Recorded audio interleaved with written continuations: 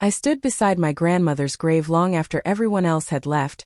The fresh soil hadn't even settled yet, but it already felt like the only person who had ever truly loved me was gone forever. I wiped my eyes, turned to walk toward my car, and that's when an elderly man I'd never seen before stepped into my path. He looked at me for several silent seconds before removing his hat. Then he whispered, "Welcome home, Nyamiko Afolayan." I frowned. "You're mistaken," I replied. "My name is Sunil Dlamini." The old man slowly shook his head, his eyes filling with tears. "No," he said quietly. "Sunil is the name your family gave you. Nyamiko is the name your mother whispered the day you were born." My entire body went cold, as no one, not even my grandmother, had ever told me I had another name. That single sentence shattered 29 years of everything I believed about myself. My name, or at least the name I grew up believing, was Sunil Dlamini. I was 29 years old and worked as a forensic document examiner in Cape Town, spending my days uncovering forged signatures and hidden truths for the courts. Ironically, while I had built a career exposing other people's lies, I never imagined the biggest deception of my life had been hidden inside my own family. My grandmother, Mama Adesawa Afolayan, had always told me that one day the truth would arrive when I was finally strong enough to carry it. I thought she meant one of life's ordinary lessons. I never imagined she meant my entire identity. The elderly man slowly placed his hat back on his head and looked at Sunil with a sadness that seemed to carry the weight of many years. After a long silence, he finally spoke. "My name is Mandla Okuri," he said softly. "Your grandmother and I were friends long before you were born." His voice was calm, but every word sounded important. Sunil stared at him, still trying to understand everything that had just happened. His heart was racing. How could this stranger know things that even his own family had never told him? Before Sunil could ask another question, Mandla reached into the pocket of his old coat and pulled out a small brass key. It looked old and worn, as if it had been carried for many years. Without saying another word, he gently placed the key into Sunil's trembling hand and closed his fingers around it. "She asked me to wait until after her funeral," Mandla whispered. "She made me promise that I would never give this to you while she was still alive. She said the day would come when you would be ready to learn the truth." Sunil looked down at the tiny key, completely confused. His grandmother had never mentioned Mandla.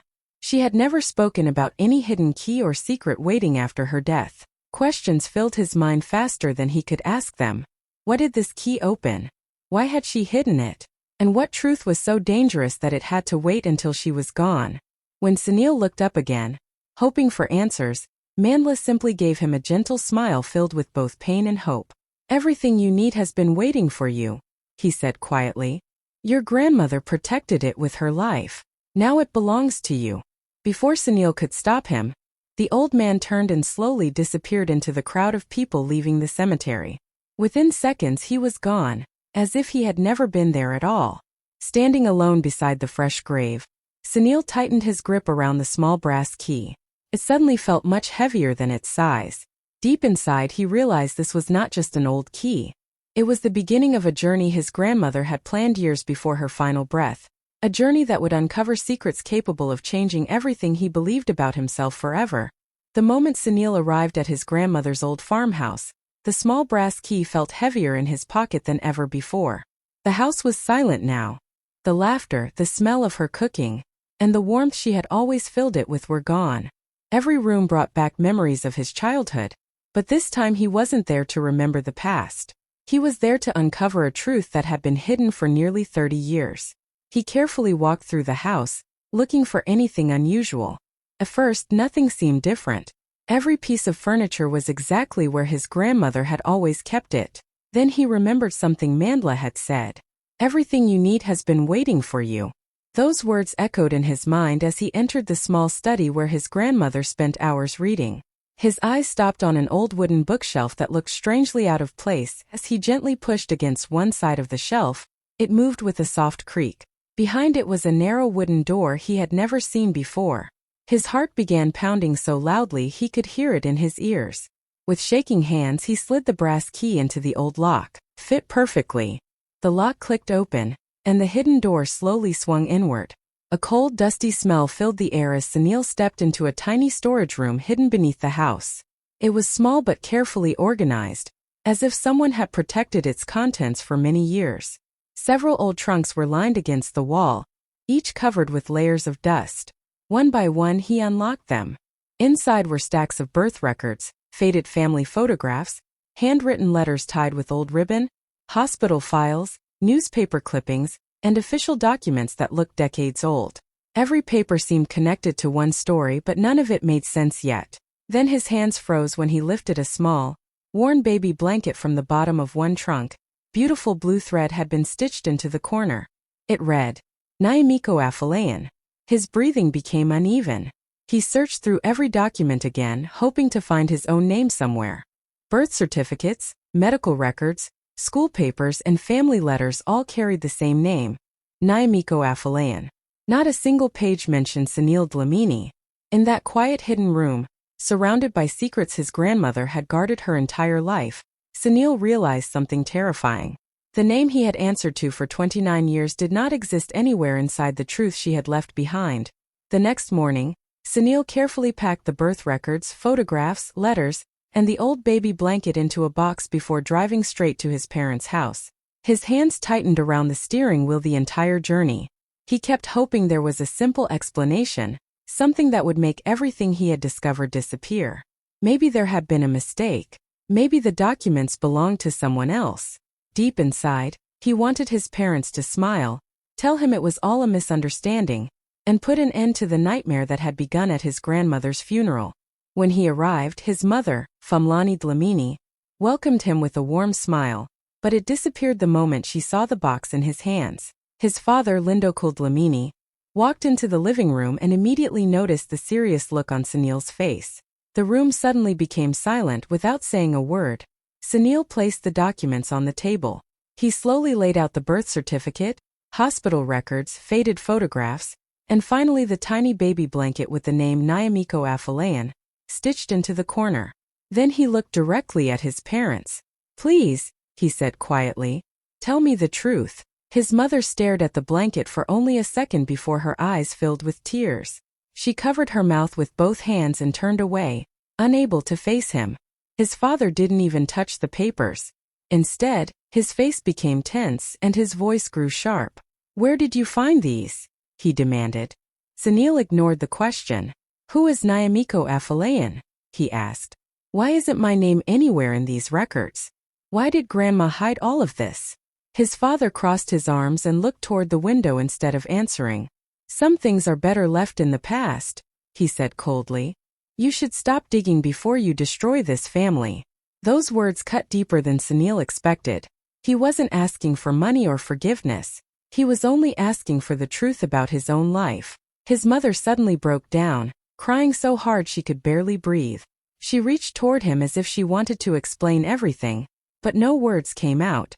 She simply kept whispering, I'm so sorry. I'm so sorry. The silence inside that room became unbearable. It hurt far more than any confession ever could.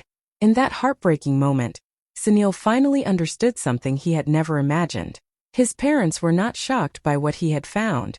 They had known the truth all along. For nearly 3 decades they had carried the same secret together, protecting it every single day while raising him under a name that was never truly his. After leaving his parents' house, Sunil felt more lost than ever. They had not denied the documents.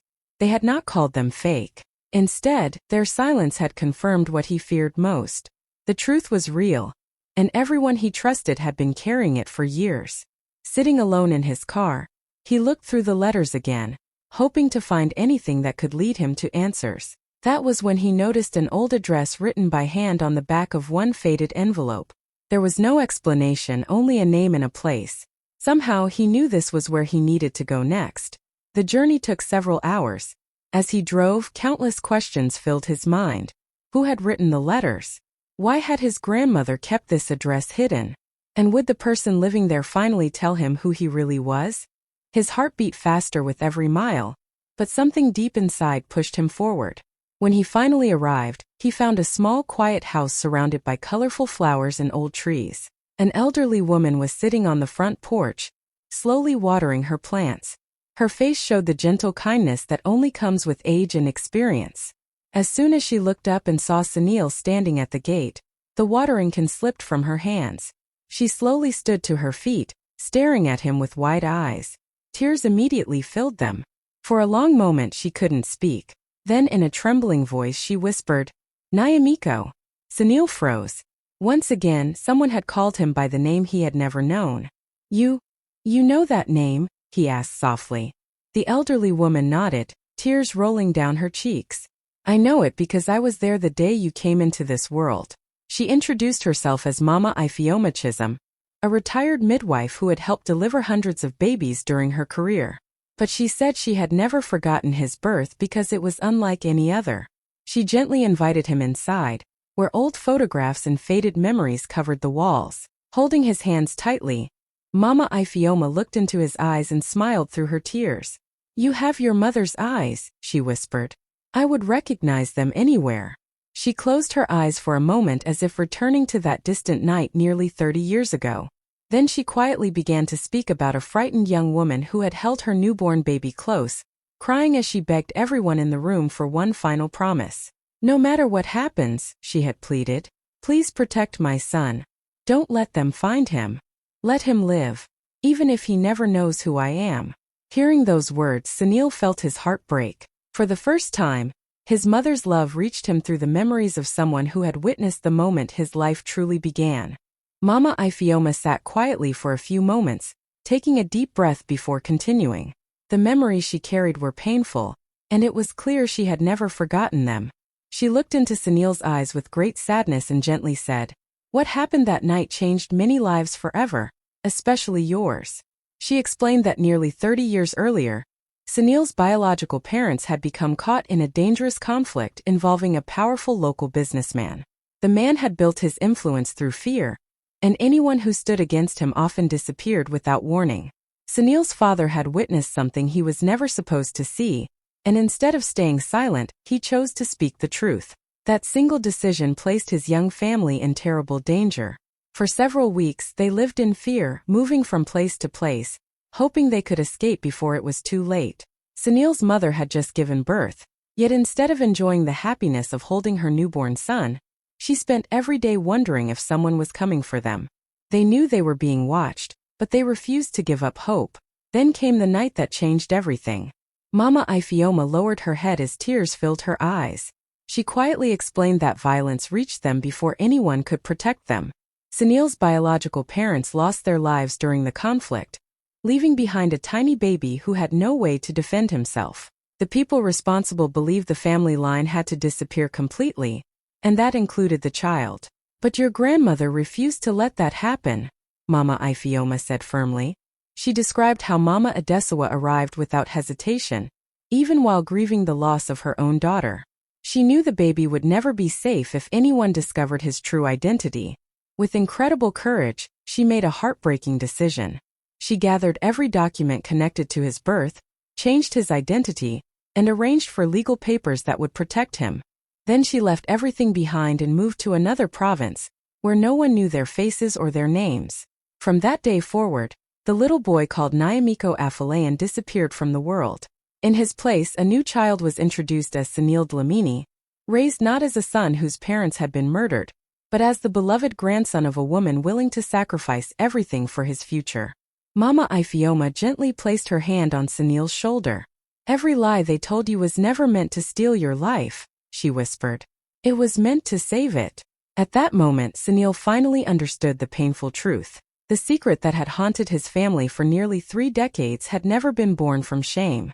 It had been born from love, and from the desperate hope that one innocent child would live long enough to discover who he truly was. A few days after meeting Mama Ifeoma, Sunil returned to his grandmother's farmhouse once again. This time the house felt different. Every room seemed to hold a memory he had never fully understood. He wasn't searching for hidden doors anymore.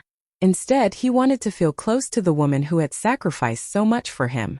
As he carefully sorted through her belongings, he folded her clothes, organized old photographs, and packed away the things she had treasured throughout her life. Late that evening, he walked into her bedroom and noticed the old Bible she had read every single night. Its worn cover showed years of love and use. He remembered how she would always hold it close before going to sleep, never allowing anyone to move it from the bedside table.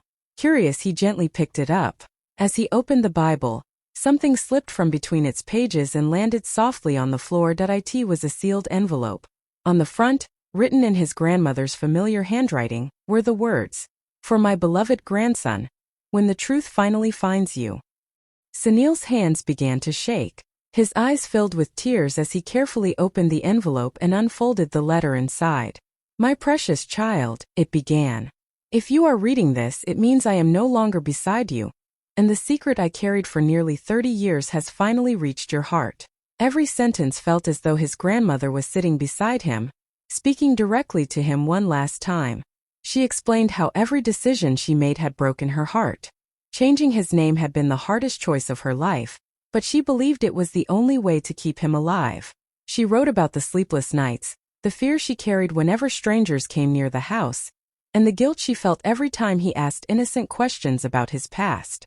She admitted that many times she wanted to tell him everything. She had watched him grow into an honest, kind man and often believed he deserved the truth. But each time she almost spoke, she remembered the danger that had stolen his parents. She could never risk losing him too. "There were people," she wrote, "who still carried hatred in their hearts. As long as they lived, I could never tell you who you truly were. I chose your safety over my own peace."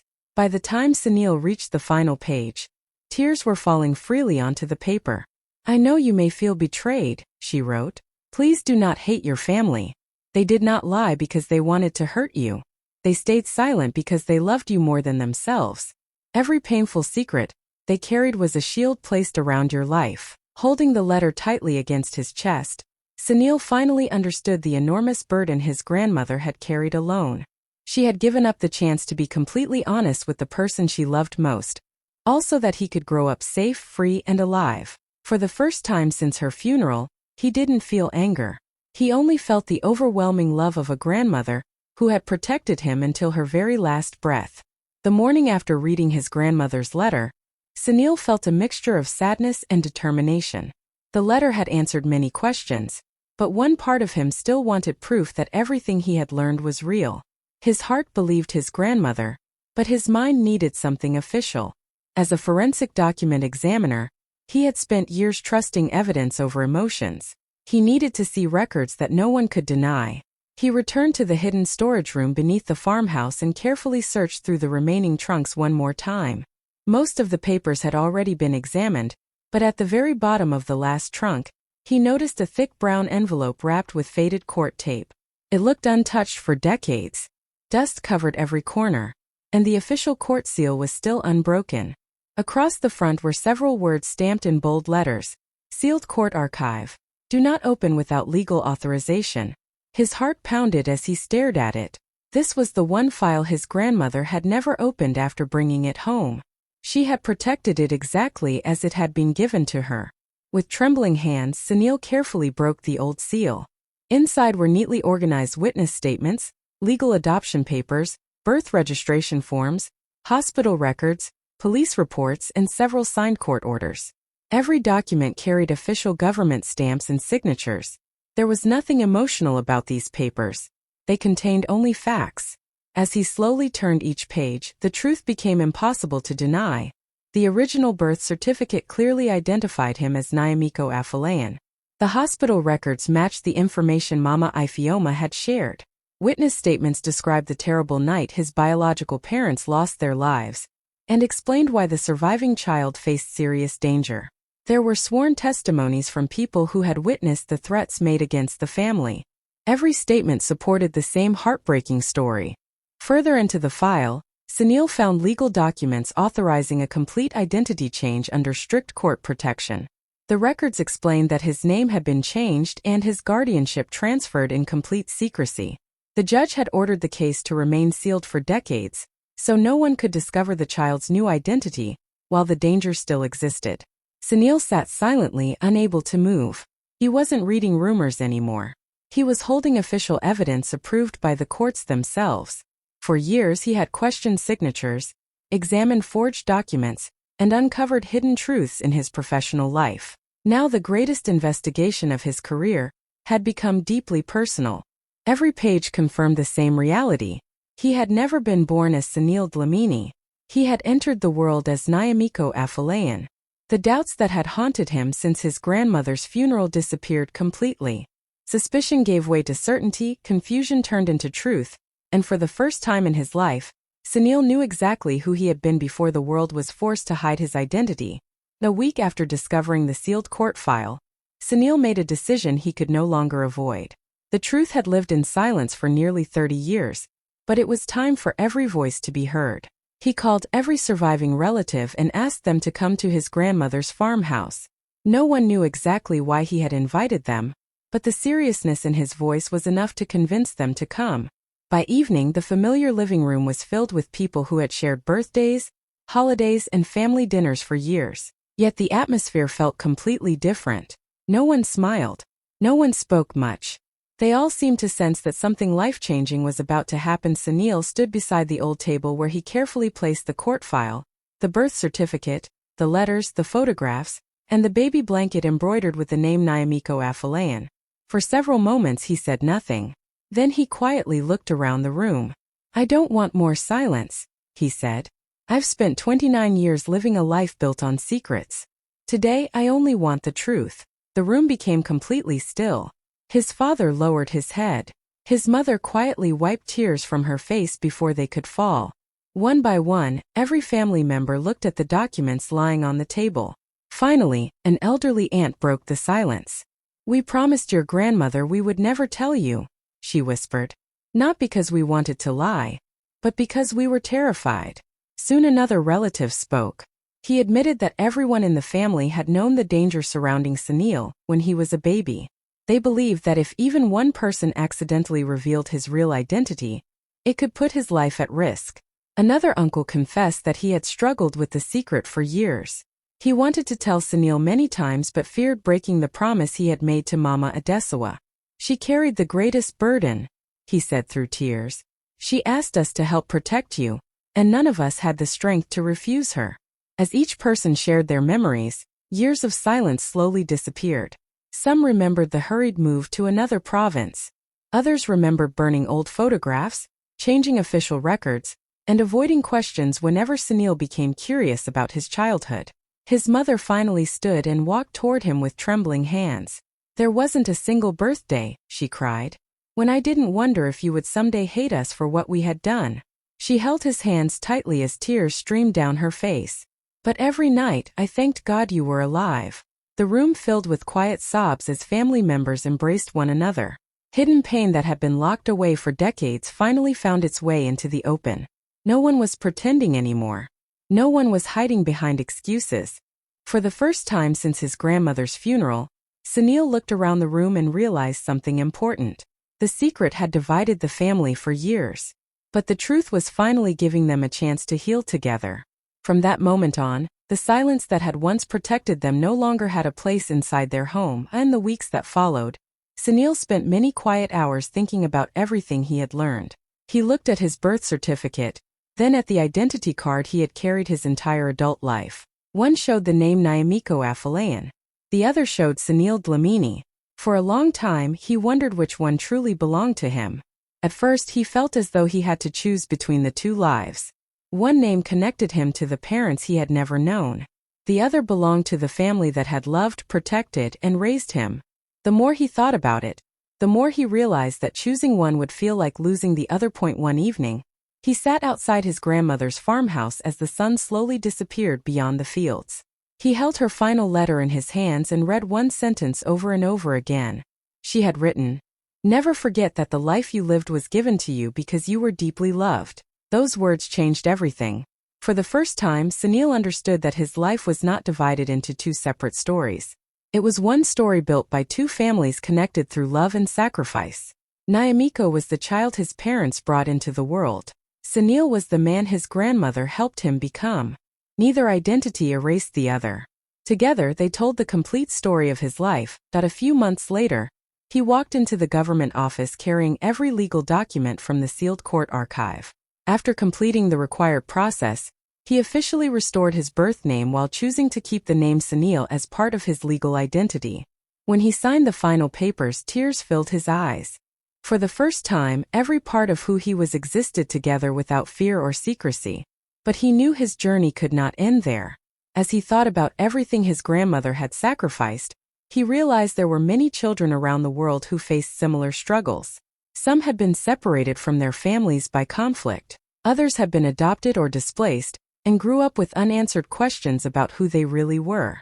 He understood their pain because he had lived it himself. To honor his grandmother's memory, he established a charitable foundation in her name. Its mission was simple but deeply meaningful: to help children and families reconnect with their identities, preserve important records, and provide support for those searching for their roots. He wanted every child to know that their story mattered, and that they never had to face those questions alone. Every scholarship awarded, every family reunited, and every child helped reminded him of the woman who had given up everything to protect him. Her love continued to change lives long after she was gone. Sunil no longer felt trapped between two names or two histories. He finally understood that he was both Nyamiko Afolayan and Sunil Dlamini, and by embracing both, he had finally become whole. 1 year passed, but not a single day went by without Sunil thinking about his grandmother. So much had changed since the day of her funeral. He had discovered his real identity, learned the heartbreaking story of his biological parents, reunited the truth with his family, and found peace within himself. The pain had not completely disappeared, but it had been replaced by understanding. The questions that had once kept him awake at night had finally been answered. On the anniversary of her passing, Sunil drove alone to the cemetery early in the morning. The air was cool and quiet, just as it had been a year before. In his hands he carried 2 fresh white roses. One was for the grandmother who had raised him with endless love. The other was for the young mother he had never truly known but whose love had protected him from the very first day of his life. As he slowly walked toward the grave, memories filled his mind. He remembered standing in the same place 1 year earlier, believing he had lost the only person who truly understood him. Back then, he had left the cemetery feeling completely alone. He thought his grandmother's story had ended beneath the fresh soil. Now he understood how wrong he had been. He gently placed the 2 white roses against the headstone and knelt quietly. For several moments he said nothing. He simply looked at her name carved into the stone and smiled through tears. "Thank you," he whispered softly. He wasn't thanking her for hiding the truth. He was thanking her for protecting him until the day he was finally strong enough to carry it. He now understood every difficult choice she had made. Every lie had been told out of love. Every secret had been carried to keep him safe. She had sacrificed her own peace so that he could have a future. As the gentle wind moved through the trees, Sunil closed his eyes and felt a deep sense of peace. For the first time in his life, he no longer felt like someone searching for where he belonged. He finally knew the answer. His journey had never been about choosing between 2 names or 2 families. It had always been about discovering the love that connected them both. He looked one last time at the grave and realized something that brought tears to his eyes. His grandmother's funeral had never been the end of her story. It had been the beginning of his. For 29 years he had searched for his place in the world, believing the answers were somewhere far away. He never realized they had been waiting beside the woman who loved him enough to protect his life with her own silence. As he stood to leave, he smiled with a heart that finally felt complete. He had come to say goodbye. Instead, he walked away carrying the greatest gift his grandmother had ever given him. Not just the truth of his name, but the certainty of who he truly was.